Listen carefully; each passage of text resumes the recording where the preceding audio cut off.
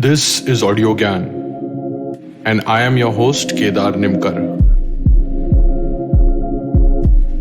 Welcome to a deep dive into the minds of luminaries from the Indian creative world.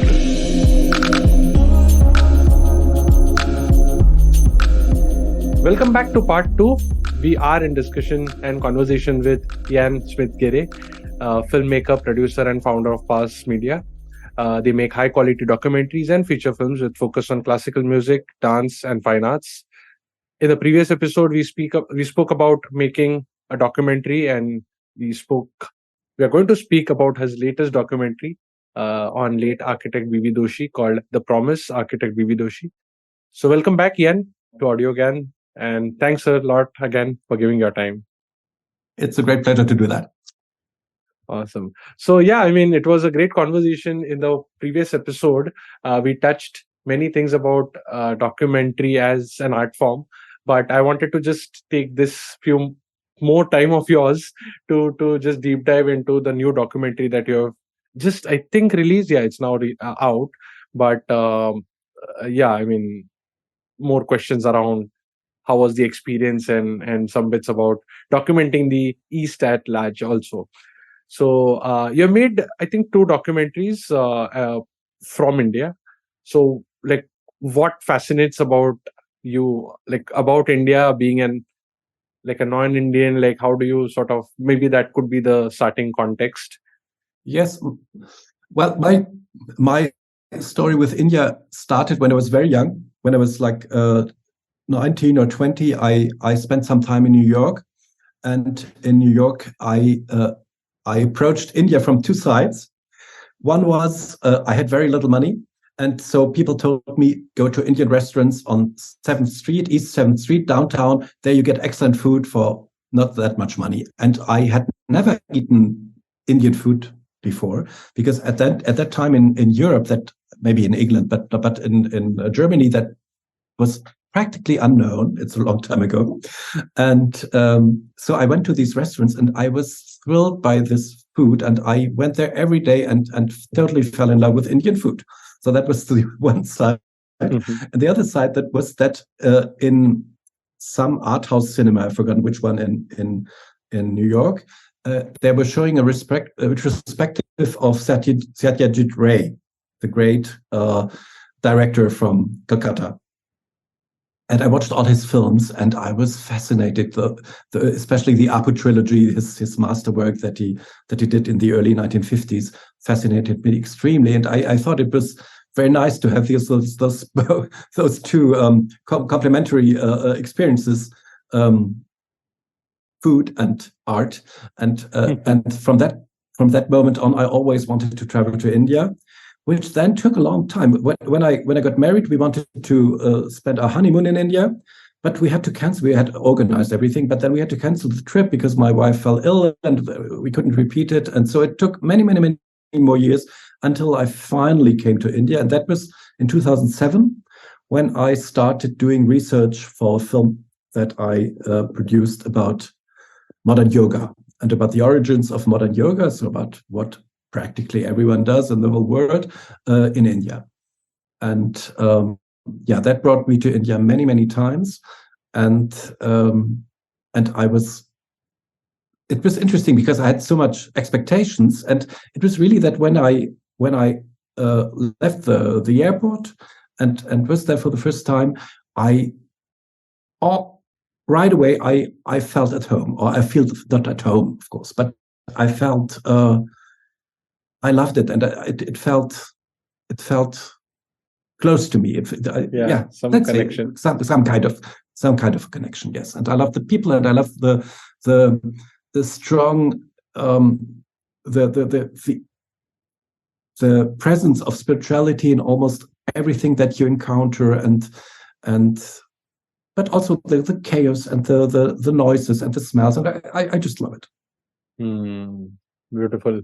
In fact, I was having a chat with one of my friends, and what did India give to the world? I think it's, now these days it's become again very overused word called yoga, but there's much more profound thing which we can probably call as, like, soul is the important piece rather than the matter. I think that narrative over last 5,000 years has been the core of Indian philosophy. Absolutely. Yeah, Yes. yeah. No, Cool. and that's also what I loved in all the conversations I had with intelligent people, that always when at maybe a European would stop at some point, and then there's always some more steps that your partner will do, and to put it in a larger picture, and really to find the spiritual part of this subject. It's really wonderful for me. Yeah. In fact, if I'm not wrong, and I'm not saying something overstatement also, that when we in the previous times when we used to look at subjects, they were trying to find similarities and converging as opposed to dissecting it further and further. So, I mean, if you look at overall multiple things, they might converge to philosophy. If you might look at medicine, they might just all converge to Ayurveda or something like that. So, and then you build more disciplines within it. But the idea was to go towards the center, go towards Very like right. Yes. finding the synthesis of it. Yeah. It's always a holistic perspective. Yeah. Yeah, yeah, yeah. That's also very attractive for me. Yeah, yeah. Great, thanks. So, and what makes you make films on design or art or dance or all these sort of creative expressions? And how did you bumped into architecture?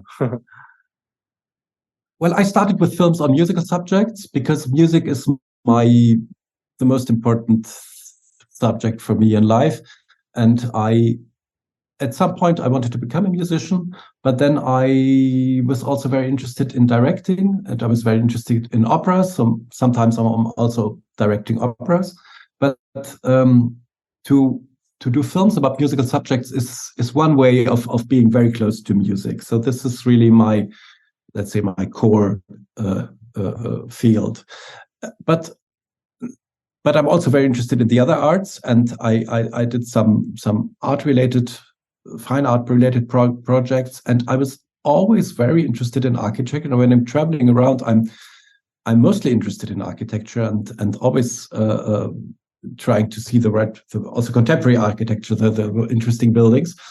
And but I had never done a film on an architectural subject, and I remember when I was, when you go jogging, you always have good ideas. And I was jogging in Munich, my hometown Munich. Now I'm living in Berlin, but that was in Munich.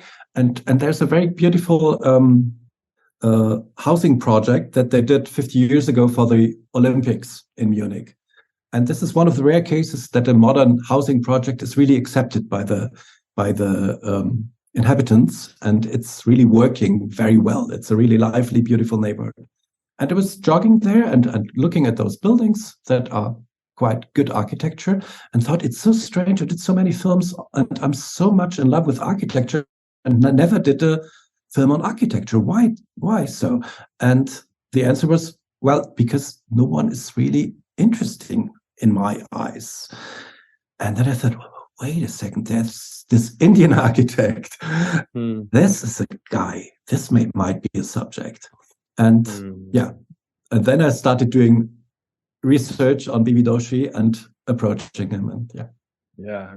And I think first encounter or first interaction with Doshi would have been just, like it's just amazing. So how did maybe you can just start off with like, what is The Promise, architect B.V. Doshi, and like how did the first interaction happen, and then how did you start documenting?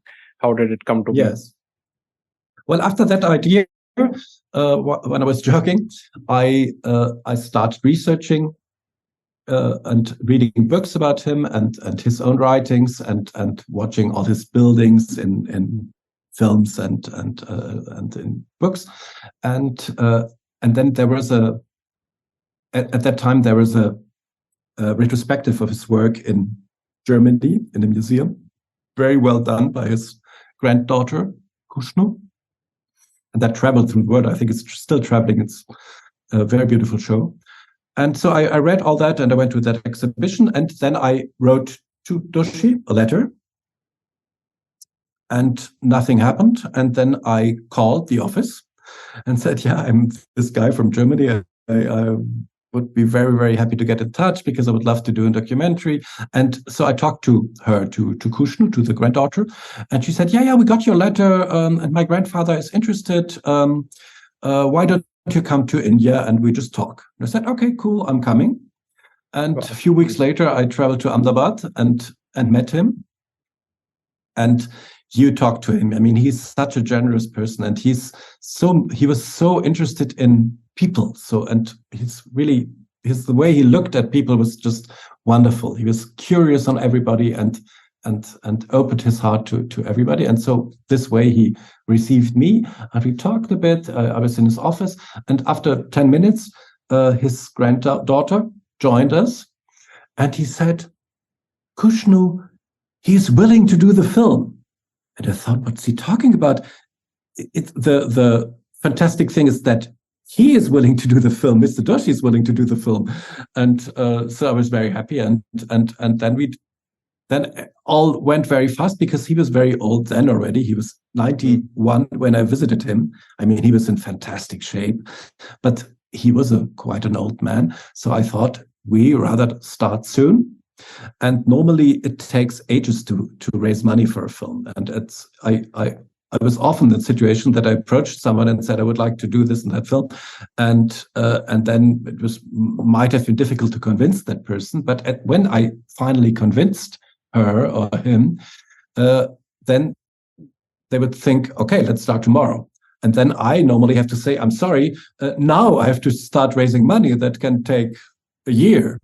And yeah, in this case, I didn't want to wait a year. So when I came back to Germany, I met a friend, a very close friend, who is also great lover of architecture, and he just made a startup with which he earned a lot of money. And I told him about the project, and he agreed to co-finance this film, which was fantastic. So after a few days, I already had half of the budget, and then I applied for subsidies, and I got them. So we could start very soon. So I visited him in July, and already in September, by then he had turned 92, we started shooting.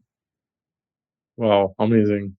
In fact, I remember my interaction with him. I interviewed him for the 100th episode, and even I flew to Ahmedabad, reached Sangat, and somebody said, like, just wait for 20 minutes, he'll be here. And I think he was 92 then. He came in and we shot, we just had a good half an hour chat, and then he left, and I forgot to take even a photo with him. So I stood there again because he went to the next meeting, which was again half an hour, and then he walked out, and then we took a photo. So it's just amazing to see that a 92-year-old person with so much active and so much dynamism. Yes. And I can tell you why he was so, I mean, that's my interpretation, why he was so fit at old age. Because he was curious. He was always curious. And when he met you and when he met me, he looked at us and he really saw the human behind the appearance and was interested in us and in everyone he met. And I think this is keeping someone young when he's still curious on everything that he's encountering, even at that age. I get goosebumps every time.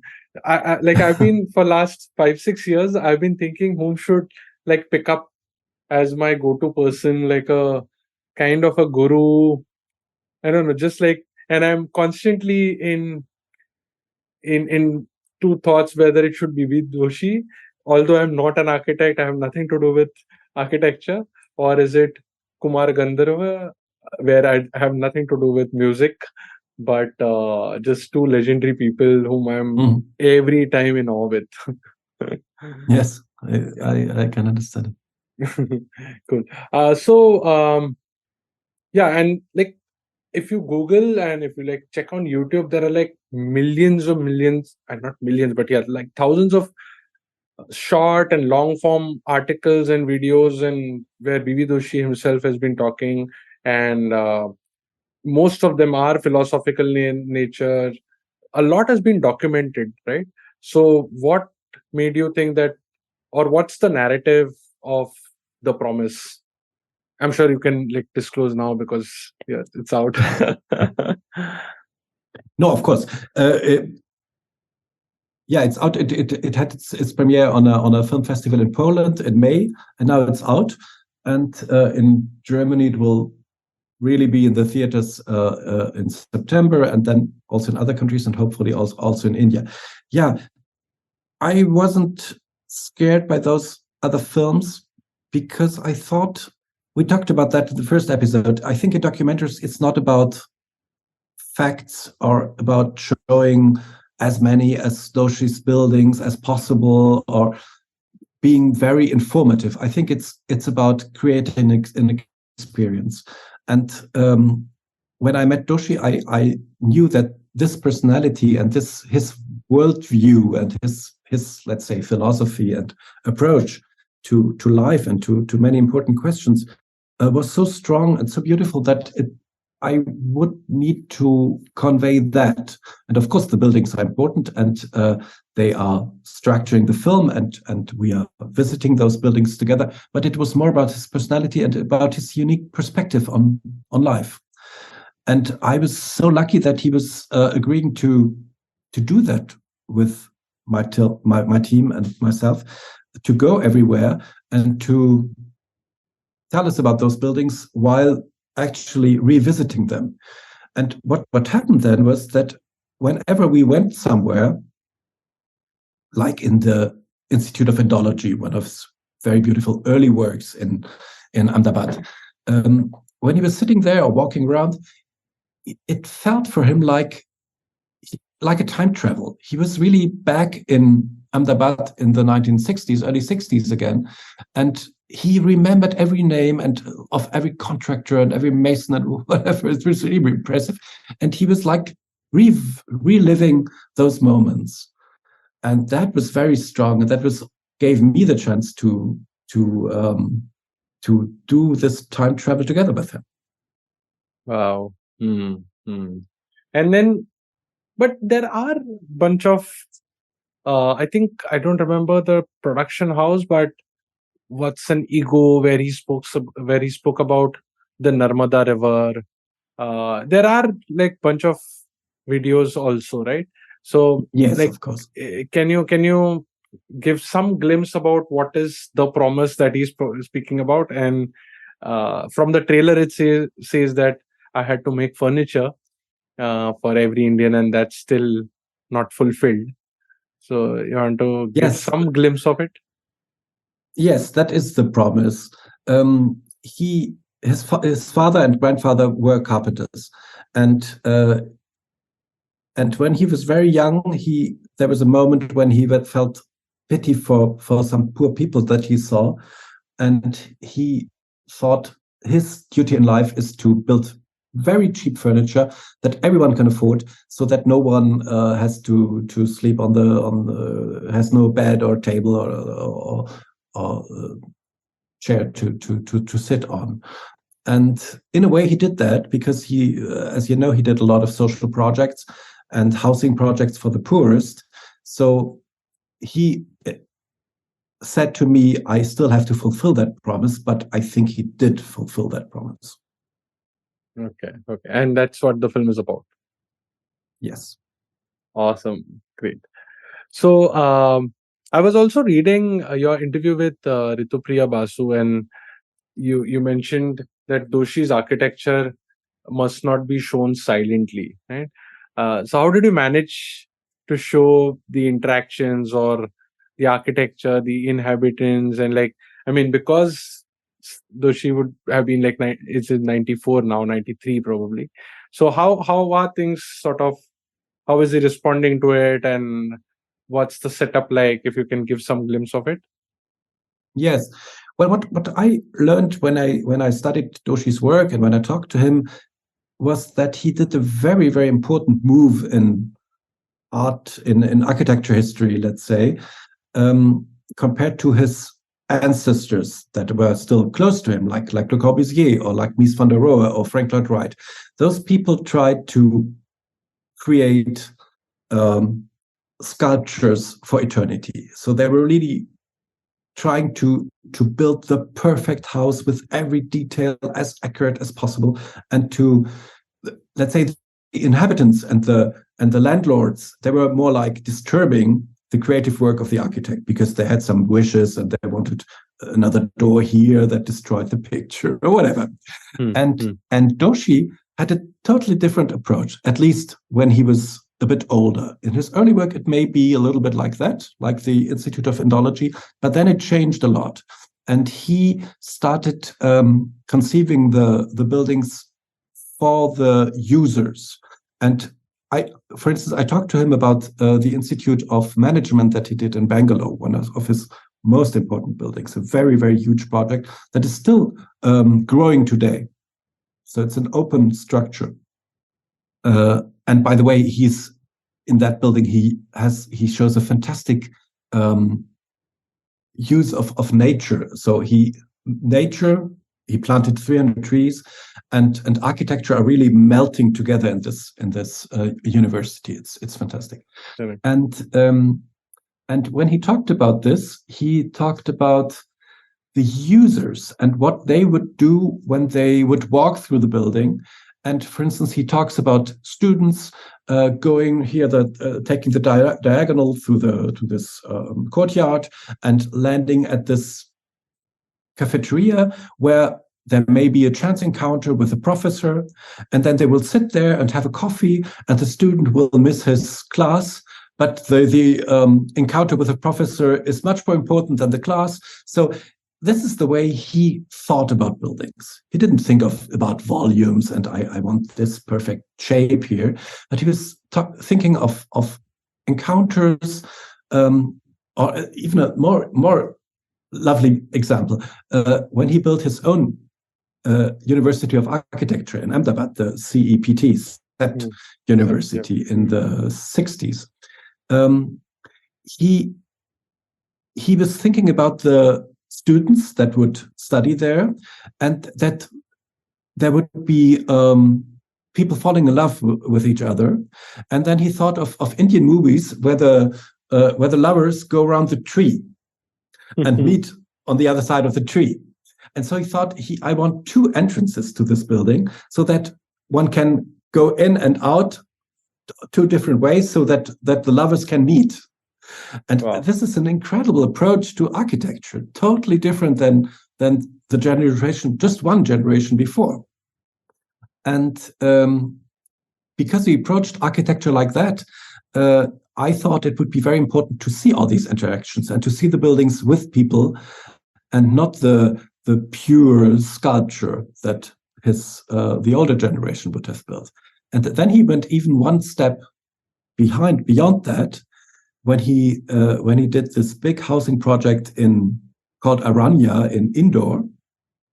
That was conceived for very poor people from the slums, from different slums of all India, and there was a lottery, and those poor people could win the plots. And there he only has built model houses, very simple model houses, and the people were invited to build those houses themselves. And they could build them like the model houses, but that was just a suggestion. They could also do it differently. And that way a whole city emerged. I think today there are 200,000 people living there. This is Indore, right? Indore, yes. Yeah. That is, it's kind of homogeneous picture, the whole thing, but the details are very flexible. And some people wanted to ornate their buildings and some others didn't. And so it's not Doshi architecture trademark. It's a proposition, an invitation to people to build their own environment. And this is really a very, very bold move and goes far beyond what early modernism tried to do and what his teachers did. And that again was a reason to include the inhabitants in those scenes. So we also interviewed. We went to Indore and interviewed. We went to Indore and interviewed people and just really ask them, how is it? When did you move in here? What did you change? And then they would tell, yeah, when we moved in, the family was still small, and we were just here in this room. And then when the family got bigger, we built a second story, and then some children moved out, and so we could sublend this second bedroom, and so on. Yeah, real life, and this is what he anticipated. Beautiful. It feels like a living organism, like, which is, I mean, that RCC, and that everything is just living. That's how he used to put in, because I remember, and these two words have stuck with me. In fact, I'm planning to write something about it also. I asked him, now when I look back at his many interviews, a lot of people have asked him that why do buildings and cities look the same everywhere? There's same steel flyovers and glass buildings.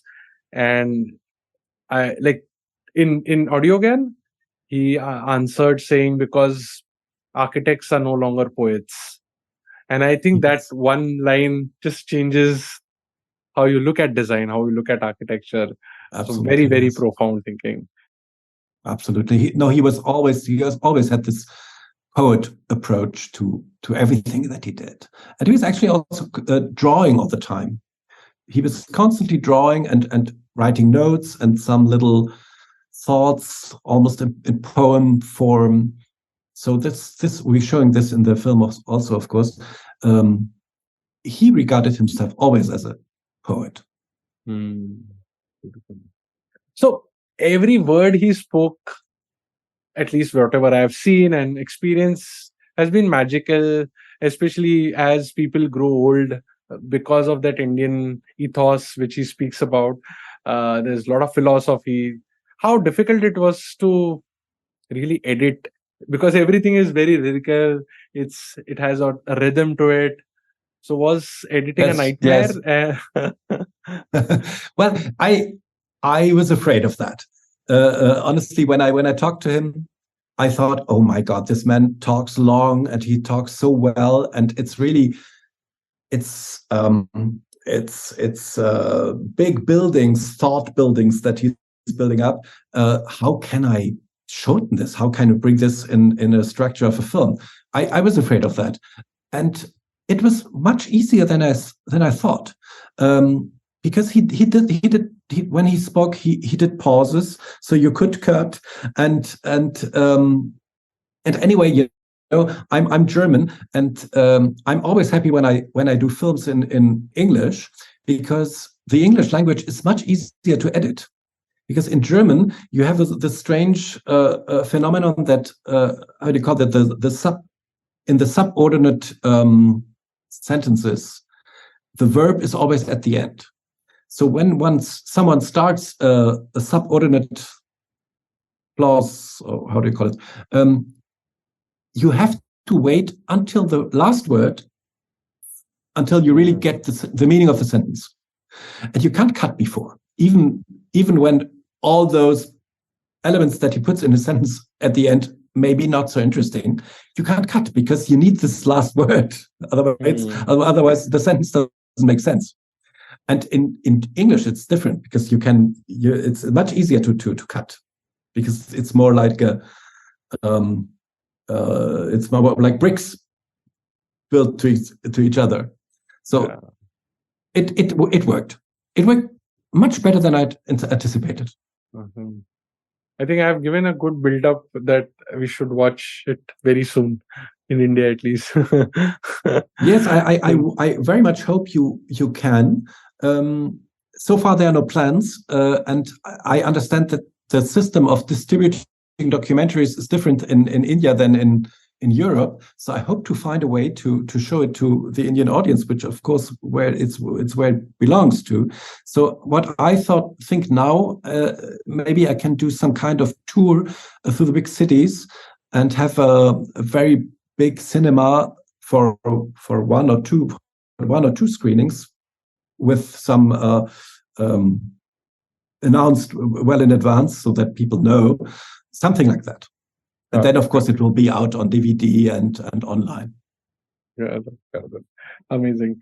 So, Jan, like it's been a real privilege to have you on the show. Can you conclude by sort of like what were the biggest learnings or takeaways from your experience, like very close, intimate relationship with B.V. Doshi in the last few years? Like, how has it been? Um like anything that you want to share with us? How was it? But How when I was it think, working when with I these? think, it was really a huge pleasure, and I think the main reason is really his curiosity.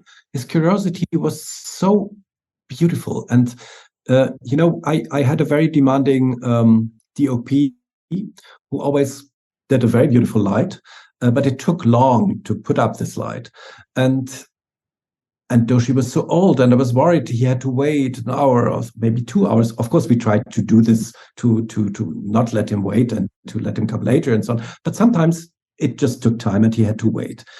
Normally, people get very impatient, and it's always a very embarrassing situation for the filmmaker to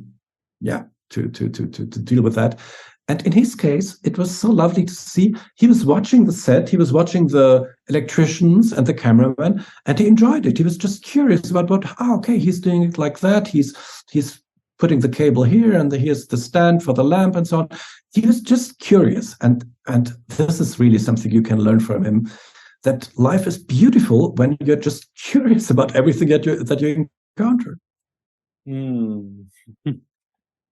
Cool. I think, I